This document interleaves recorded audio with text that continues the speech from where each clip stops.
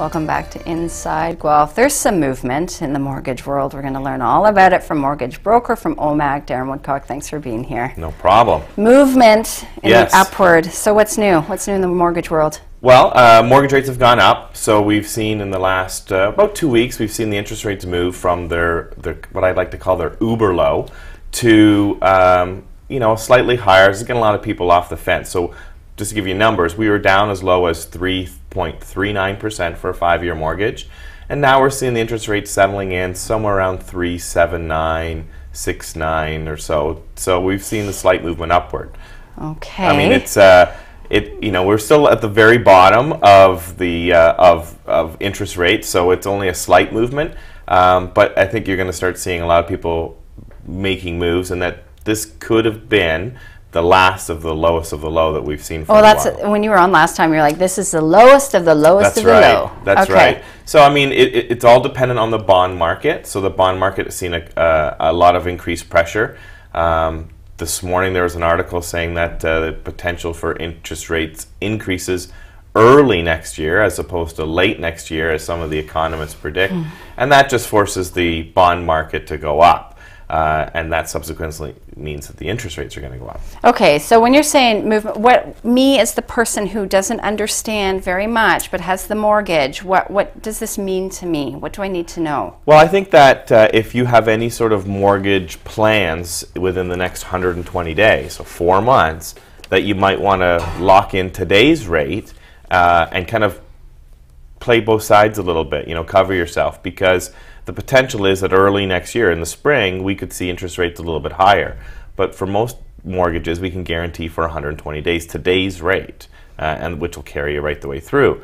It really kind of, for the average homeowner, if they're not doing anything with a mortgage, doesn't mean much, except that if you were in that stage where you wanted to break your mortgage, this increase in interest rates will lower your mortgage penalty, because penalty is based on the spread. So as the interest rate goes up, that spread decreases and the penalty subsequently drops. So we have a lot of people, for example, looking to refinance. We're saying we want to refinance probably early next year. When your interest rates go up, your penalty can be cut considerably.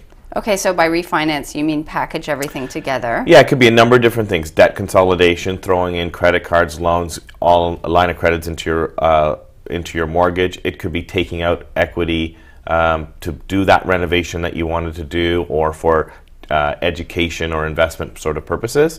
Anything to do where you take your current mortgage and break it and build a whole new one. So I'm so naive about this stuff, so it's so lovely that you're here. But if we if it's sort of like playing a game, then how do we know when is the right time to break the mortgage and you're getting your best deal, and then locking in at the interest rate that's still good for you? Yeah, that's a really great question, and that's kind of, as a professional in this industry, that's what I can help judge and my staff, because sometimes penalties can be huge, and that means that today might not be the best day to do it. It might be 4 months down the road when we do see the interest rates go up. More importantly, what we try to do is say, well, what do you need? What are you looking for?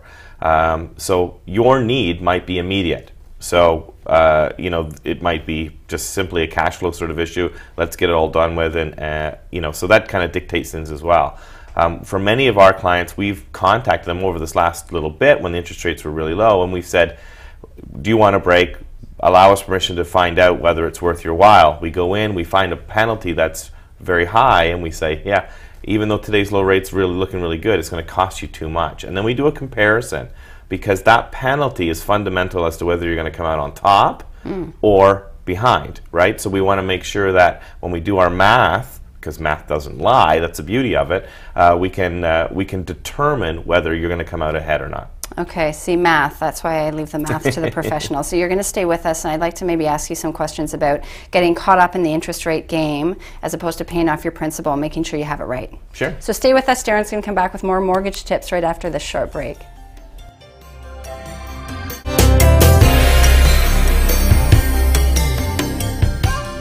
Welcome back to Inside Guelph. We're talking about the mortgage world with our mortgage expert, Darren Woodcock from OMAG. Okay, so when we left, I was talking about interest and principal, and that all comes down to variable and fixed rate. What would you recommend right now at this point in time?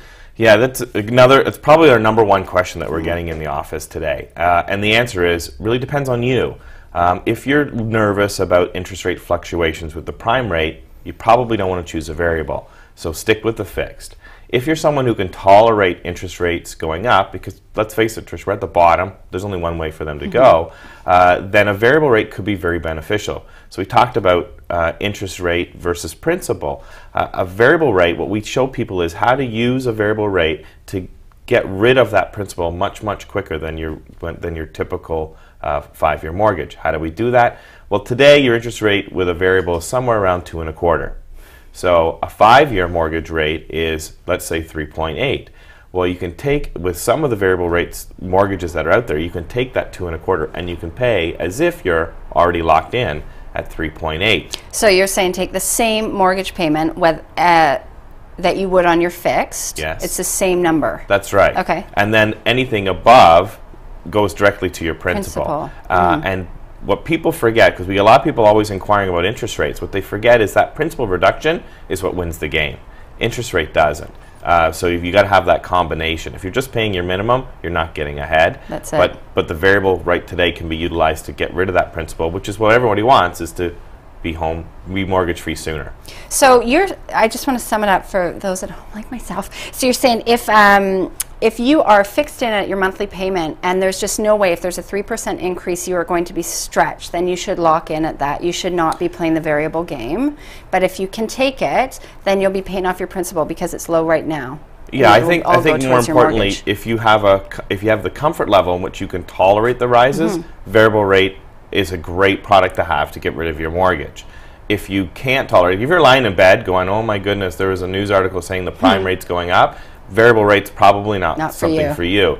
Go fixed, because the difference today in a comparison on interest rates, they're very close. Okay. But if you're paying more onto the variable, you can get rid of that principal much, much quicker. Which we love. That's what everybody wants to do, right? Yeah. But people get caught up in interest rate. Low interest rate means paying your mortgage off sooner. That's not necessarily the case. Not if you're only paying the minimum. That's right. Got it. Okay, That's you right. wanted to also talk about some changes that TD has made. Yeah, so TD a month or so ago came out and made a significant change, I think a significant change to how they register mortgages. They're going to be registering all new mortgages as collateral charges. Okay, so I'm getting that look, so let me tell you the difference. A typical mortgage is done on what we call a standard mortgage charge. Has a declining balance, and as it goes down, it goes down. A collateral charge, they put your house up collateral, which means that they can tap into that collateral whenever you want. So TD is going to would come to you and say, do you want to register that collateral against your mortgage for 125% of the value? So if you bought a $100,000 home, they're registering it for $125,000. And even though your balance is going down, you have the ability to, down the road, just come back in and tap into that equity time and time and time again. Now, I think that I understand why they're doing it, and well, I can argue that, but I won't get into the whys. But the downside is if you have a mortgage with TD, you might be limited in your options down the road, including the biggest significance is that a collateral mortgage cannot be moved from bank to bank. So you take away your negotiation power. You can only refinance that to another institution, which includes legal fees and costs that most people don't want to get into. So what I would say is that you have to be careful, and it might work for you, the collateral mortgage charge, but please be careful. And I'd like to see some more pressure put on them to give you the option, because they're not doing change. That's right. Ooh, see the fine print, the small print that I never read. It's always the small print. Well, thank you for being here and shedding some light on what I find so confusing, but it's paramount. So we follow those numbers all the time. So it's always lovely to see you. Thank you. Thank you. Darren Woodcock with OMAC. You're a mortgage broker. We're going to take a short break. When we get back, it's Isaac is here. This is all about, it's the world's largest student-run organization about bringing some intern students into our Guelph businesses. Please stay with us.